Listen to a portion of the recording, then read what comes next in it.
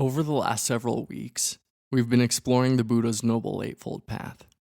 And in the last episode, we explored more fully one arena of our training along this path, training in thought. More specifically, we explored thoughts of renunciation. Today we're going to continue in this direction, but instead of looking at thoughts of renunciation, we'll turn to thoughts of kindness and compassion.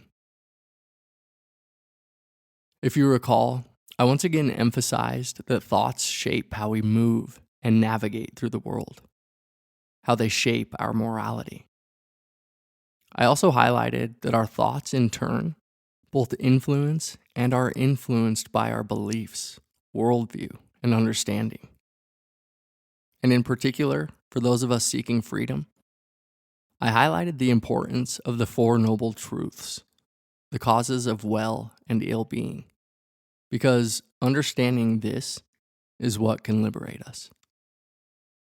I then suggested that when you apply your own direct understanding of the Four Noble Truths to yourself, to your own situation, to your own interior, thoughts of renunciation would begin to unfold in your heart and mind. And when you apply your understanding of the Four Noble Truths to your relationships with the world and with others, thoughts of connection, loving kindness, and compassion would unfold. See for yourself, of course, but as you become more mindful of the nature of your own mind, as you cultivate a more caring attention, as you discover and touch the truth of well-being, I think you'll discover that there's actually no space between you and whatever is known. That there's no space between you and the person across from you. No space between you and the rest of the world. Your happiness is not apart from others. It's not apart from the world. The poet Rilke said, "Once the realization is accepted that even between the closest people, infinite distances exist, a marvelous living side by side can grow up for them if they succeed in loving the expanse between them, which gives them the possibility of always seeing each other as a whole and before an immense sky. You and everything else arise and are known in the formless, open space of awareness. Each object an expression of awareness itself, like a wave in the ocean. And each wave is arising and being known by itself, as itself, and in its own place, not by some self in the center of experience. The self, again, is just another wave, seamlessly connected to the rest of the boundless, formless ocean. Practice insight meditation or vipassana and discover this interbeing, this interconnection for yourself. Discover this intimacy, this love. Continually fall back into the single realm of knowing, into the glue and container of all things, and see if the barriers between you and the objects of awareness dissolve.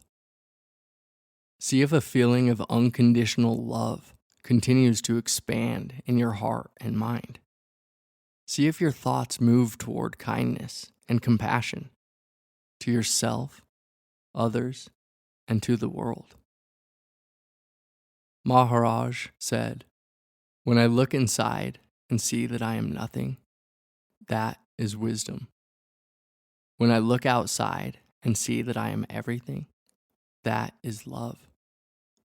And between these two, my life turns." What would become of the world if we each acted with love and kindness? Kindness not only leads to more safety, cooperation, and ease in the world, but it also feels good to be kind. It leads to deeper connections and meaning in our lives and in our relationships. It's a win-win. So why do so many of us forget to act with kindness? Again, a conceptual understanding isn't enough.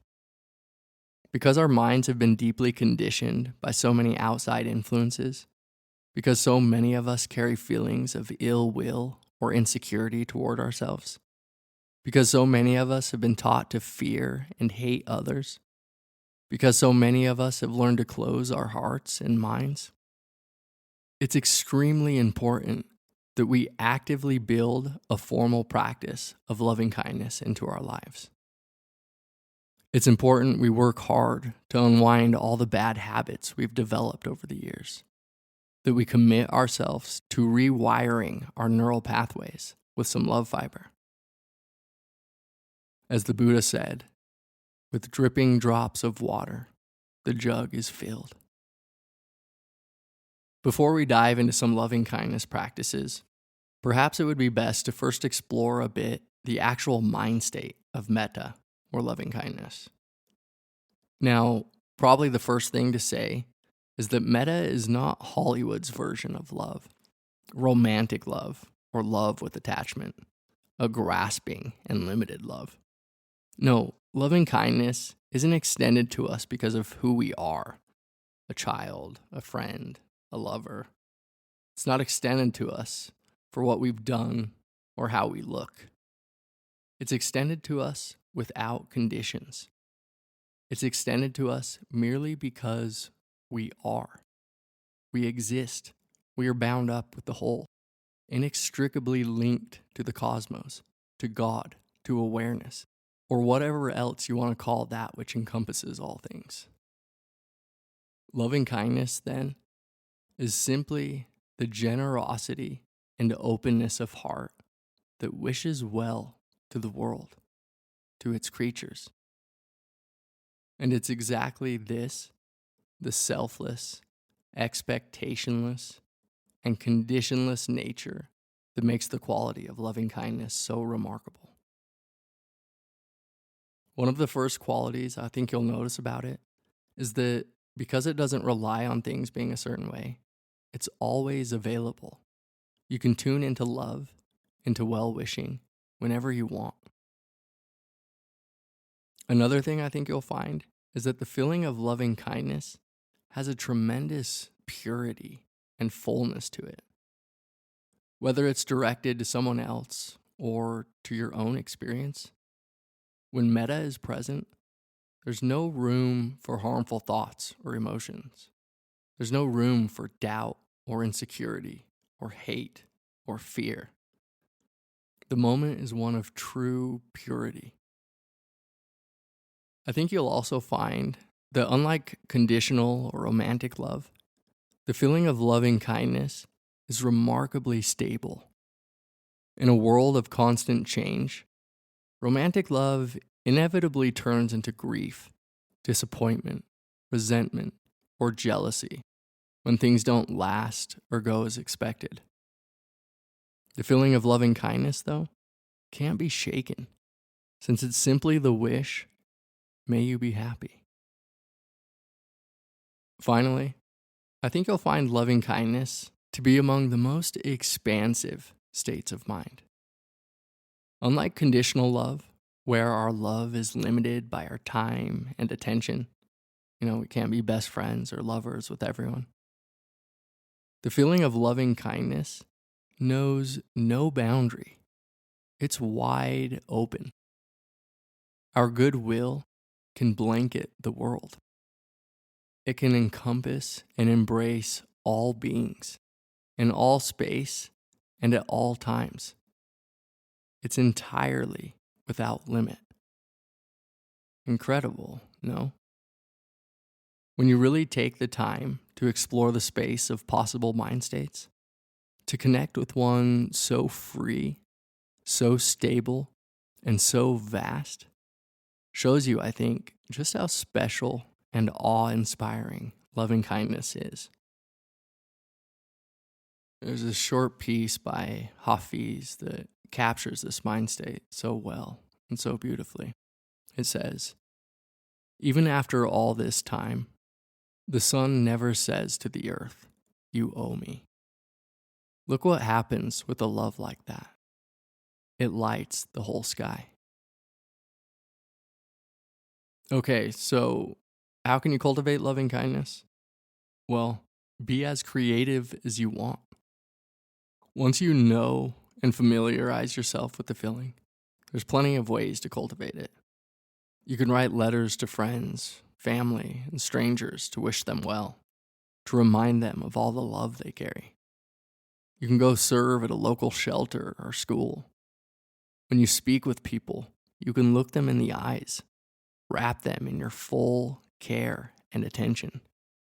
Really connect with them. Really try to understand them. You can hold a door for someone, pick up some trash on the street, smile at the clerk in the checkout line, count your blessings before you fall to sleep, acknowledge a good deed, etc. Again, build a practice that works best for you. But here are a couple ways that have helped me grow this feeling of loving kindness into something quite extraordinary, into something I didn't even know was possible, and which continues to surprise me. Every morning, I start my mindfulness meditation by asking myself sincerely and honestly, why am I doing this? Why am I choosing to sit here and observe directly the nature of my mind? And right then, when I pose this question, I realize that I keep showing up every morning because I've seen and felt that this practice actually changes my capacity for experience. It continues to expand, enrich, and enhance it. It makes me better situated in each moment and in each encounter to engage more wisely with whatever or whoever is in front of me. This is good for me, yes, but it's also good for everyone around me. I don't practice merely for myself then. I sit and observe my mind because in my heart of hearts, I want to be a better partner and parent. I want to be a better friend and neighbor. I want to be a better person. I want to live a better life. I want to build a better world. I realize then that my mindfulness practice itself is a practice of loving kindness to myself, to the world, to experience. Another way I cultivate loving kindness is by practicing concentrating on the feeling itself for extended lengths of time. In contrast to mindfulness meditation, then, where I stay open to the ever-changing field of awareness. In a formal metta practice, my goal is very narrow and directed. I try to spark the feeling of loving kindness and then hold on to it and enhance it for as long as I can. I think you'll find this beneficial in a few ways. First, if you make it a habit through practice, you'll find that loving kindness will increasingly become your natural state of mind. And second, I think you'll find that by practicing in this way, your concentration will increase. And when your concentration increases, your capacity for mindfulness increases. And this allows your capacity for wisdom to increase. And so again, your life just keeps climbing upward. You are an infinite expression of love. Can you feel that? If not, try to clean out your awareness of all those stories, of all those empty concepts, of all those illusions, until you connect directly to experience, until you are no longer separate from that space in which everyone and everything is arising. This is love, not yours or anyone else's. It's just love.